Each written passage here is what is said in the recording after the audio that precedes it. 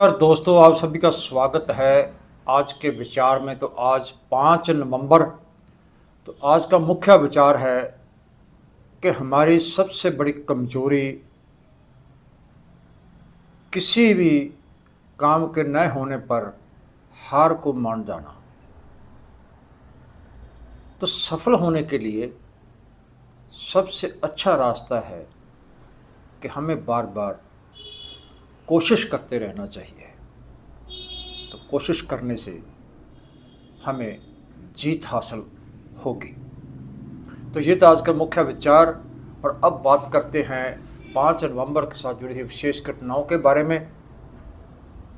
तो 5 नवंबर 1556 को पानीपत की दूसरे युद्ध में अकबर ने राजा हेमचंद्र विक्रमादित्य की फौज को हराकर दिल्ली के ऊपर कब्जा किया। 5 नवंबर 1892 को अंकजीव रासायनिक वैज्ञानिक डॉक्टर BS हाल्डेन का जन्म हुआ। 5 नवंबर 1920 को इंडियन रेड क्रॉस सोसाइटी की स्थापना की गई। तो 5 नवंबर 1945 को आज़ाद हिंद फौज के खिलाफ जो एक केस दर्ज किया गया।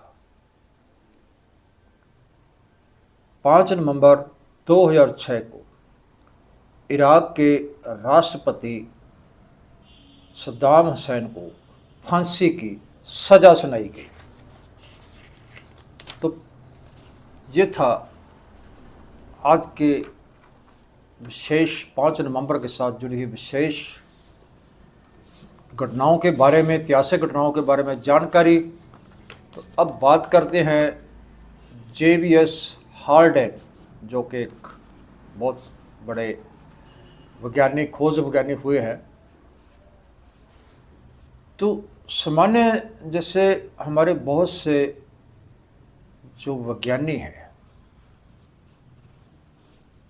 तो वो ज़्यादा इंग्लैंड अमेरिका में जाकर रहना शुरू कर देते हैं जब वहाँ पर चले जाते हैं भारत के जो वैज्ञानिक हैं। लेकिन हाल्डेन, जिसका जन्म ऑक्सफोर्ड इंग्लैंड में 5 नवंबर 1892 को हुआ था।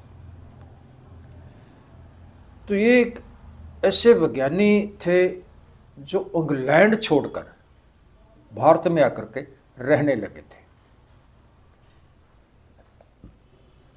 तो उसकी जो शादी हेलन सपर्वे के साथ हुई थी तो 1957 में वो इंग्लैंड की ओर से फ्रांस में जो सवेज नहर की समस्याओं के कारण उन्होंने मिस्र के ऊपर आक्रमण किया था, तो उन्होंने उसका विरोध किया था, जिसकी वजह से उनको दोषी करार दिया गया और इस कारण वो भारत आ गया और भारत में आकर के रहने लगा। तो उसकी ज़्यादा लोकप्रियता का इस बात से हुई कि उस समय जो वैज्ञानिक प्रयोग करते थे, खोज करते थे,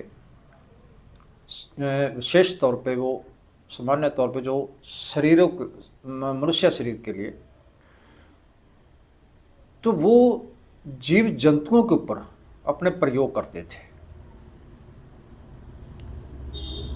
लेकिन हाल्डेन जो थे वो इसके विरोधी थे। वो इस बात का विरोध करते थे, जीव जंतु के ऊपर जो प्रयोग करने के विरोधी थे। तो वो असल में शारीरिक कार्रवाई को समझने के लिए जीव जंतुओं को दुख पहुंचाने के वो विरोध में थे, दुख देने के विरोध में थे। तो उनका मानना था कि अगर मनुष्य ने अपने फायदे के लिए कोई खोज करनी है कोई प्रयोग करना है तो उसको, उस प्रयोग को, उसका जो दुख है, उसकी जो तकलीफ है, वो भी खुद के शरीर पर ही झेलनी चाहिए। तो उन्होंने कार्बन डाइऑक्साइड की जो ज़्यादा मात्रा वाली हवा है उसका मनुष्य के शरीर पर क्या प्रभाव पड़ता है, क्या उसके ऊपर नेगेटिव असर प्रभाव पड़ता है, तो उसके लिए हवा में सांस लेने के लिए तो उन्होंने खुद उस हवा में वो सांस लेता रहा, कार्बन डाइऑक्साइड की मात्रा वाली हवा में। तो खून में नमक का तेजाब का प्रभाव देखने के लिए उन्होंने खून में इंजेक्शन लगाकर, इंजेक्शन के माध्यम से तेजाब की खास मात्रा मिक्स करके अपने शरीर में लगाकर उन्होंने उसका प्रयोग किया। तो सनस्ट्रोक को जानने के लिए वो कई घंटे धूप में खुद खड़ा रहता था। तो और भी बहुत से जो थे खतरनाक अनुभव उन्होंने अपने शरीर के ऊपर किए और अपने शरीर के ऊपर ही वो करता रहा। तो कई बार वो बेहोश होकर भी गिर गया, उन प्रयोगों का उसके शरीर के ऊपर भी काफ़ी असर पड़ा। तो उसने 1930 में खुद को एक मार्क्सवादी होने की घोषणा कर दी। तो वो पूंजीवाद का बहुत ज़्यादा विरोध करता था। तो उन्होंने रूस में जाकर कम्युनिस्ट पार्टी की जो मेंबरशिप ली और उसका मेंबर बन गया। तो 8 वर्ष बाद रूस के एक जीव विज्ञानी लाइसेंको के काम के तरीके को देखकर वो पार्टी छोड़कर फिर दोबारा फिर वो भारत वापस आ गया। तो स्वभाव से वो विद्रोही होने के कारण इंडियन स्टैटिकल इंस्टीट्यूट में वो अर्थशास्त्री पीसी महालोनोविस के साथ वो काम करने के कारण उन्होंने इस्तीफा दे दिया। तो अंत में बीजू पटनायक के आमंत्रण पर भुवनेश्वर में उन्होंने जेनेटिक्स एंड बायोमेट्री लेबोरेटरी एक कायम की। तो अपनी मृत्यु के समय तक 1 दिसंबर 1964 तक वो यहाँ पे काम करता रहा। तो अंतिम समय उसने cancer is a funny big कविता भी जो थी उन्होंने लिखी और अपने मृतक शरीर को उन्होंने कनाडा भेजने का जो अपना फैसला लिया। तो उसने अपनी इच्छा में लिखा कि मेरे शरीर को जो है वो कनाडा में भेज दिया जाए।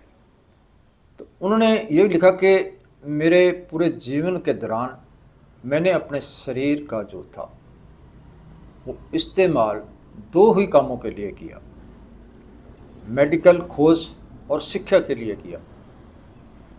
और मेरी मृत्यु के बाद मेरे लिए इस शरीर का कोई उपयोग नहीं है और ना इसका कोई उपयोग रहेगा। इसलिए मेरी इच्छा है कि अब भी इसका इस्तेमाल और लोगों की ओर से इन खोज कार्यों के लिए किया जाए। तो वो पहले मनुष्य थे जिन्होंने अपना शरीर खोज कार्यों के लिए मृतक शरीर जो था अपना जीते जी दान किया था। तो ये था हार्डेन के बारे में जानकारी। तो अब बात करते हैं पानीपत की दूसरी लड़ाई के बारे में। तो उत्तरी भारत के हिंदू राजा हेमचंद्र विक्रमादित्य, लेकिन उसका जो प्रचलित नाम था वो था हेमू, और अकबर के बीच,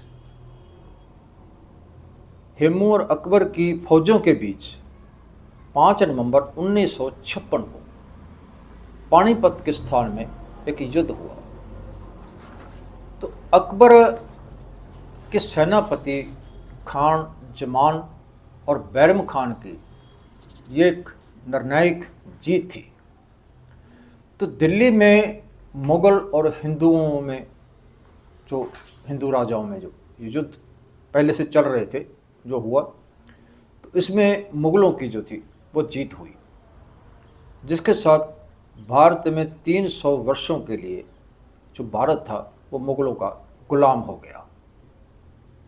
तो 24 जनवरी 1956 को मुग़ल सम्राट हुमायूं की मृत्यु के बाद, उसकी मौत होने के बाद मौत हो गई, और उसके बेटे अकबर ने 13 वर्ष की आयु में ही उसको राजगद्दी पे बिठाया गया। तो 14 फरवरी 1556 को पंजाब के कलानौर स्थान पर अकबर का जो था वो राज्याभिषेक हुआ। तो अकबर अपने साथी बैरम खान के साथ उस समय काबुल में था। तो 1556 में दिल्ली की लड़ाई में बादशाह हेमू और अकबर की सेना को हरा के उत्तरी भारत का बादशाह बन गया, जो हरियाणा के रेवाड़ी क्षेत्र का एक हिंदू राजा था। तो 1553 से 1556 के समय में के दौरान हेमू ने देश के ऊपर जो मुख्य तौर पर वो राजगद्दी पर रहा। तो उस समय वो पंजाब और बंगाल में उन्होंने 22 युद्ध किए और उन सभी युद्धों में उन्होंने जीत हासिल की। तो जनवरी 1956 में हुमायूं की मौत के समय हेमू बंगाल में था और हेमू ने अपने सेनापति को बुला के दिल्ली पे हमला करने का आदेश दिया। तो हेमू की फौज ने 6 अक्टूबर को मुग़ल फौज को हरा दिया, जिसके साथ लगभग 3000 मुग़ल फौज को मार दिया गया। और इसके साथ ही 350 वर्षों से जो मुग़ल राज चला रहा था वो ख़त्म हो गया। लेकिन ये कुछ समय ही रहा, ज़्यादा लंबा समय नहीं रहा, ये कुछ समय रहा। तो अकबर के सेनापति अबुल फजल ने सेना में कुछ सुधार किए, उसको और स्ट्रॉन्ग बनाया। तो दिल्ली और आगरा के बीच जो थी फौज में गिरावट, और कलानौर में मुग़ल वो दिल्ली और आगरा की जो फौज में गिरावट के कारण तो वो काफ़ी परेशान हो गए थे। तो कलानौर में मुग़ल परेशान हो गए और कई मुग़ल सेनापतियों ने अकबर को पीछे हटने की सलाह दी। सिर्फ बैरम खान के बिना अकबर ने दिल्ली की ओर अपनी फौज को जाने का आदेश दिया। तो 5 नवंबर को पानीपत के स्थान पर युद्ध हुआ। इस स्थान पर अकबर के दादा बाबर को इब्राहिम लोदी ने उससे पहले हराया था। तो बैरम खान अपने 13 वर्ष के राज के युद्ध में मैदान में शामिल होने के हक में नहीं था। तो हेमू को अपनी पहली जीत के ऊपर काफ़ी घमंड था और उन्होंने अपनी फौज को आगे बढ़ने का आदेश दिया। तो हेमू की बड़ी सेना के मुकाबले अकबर ने ये लड़ाई जीत ली, ये जो युद्ध था वो जीत गया और हेमू को गिरफ्तार करके मौत के घाट उतार दिया गया। तो हेमू का कटा हुआ सर काबुल भेजा गया और हेमू के भाई, पिता, बाकी रिश्तेदारों को भी मौत के घाट उतार दिया गया। तो 1556 में अकबर की जीत के साथ मुग़ल जो साम्राज्य था वो भारत के अंदर स्थापित हो गया, जो वर्षों तक चला। तो ये है दोस्तों आज का विचार, और उसके बारे में जानकारी कैसी लगी, अच्छी लगी, ज़्यादा से ज़्यादा लाइक शेयर करना, कमेंट करके अपने विचार जरूर देना दोस्तों। कल फिर मिलते हैं एक और नए विचार के साथ, तब तक नमस्कार।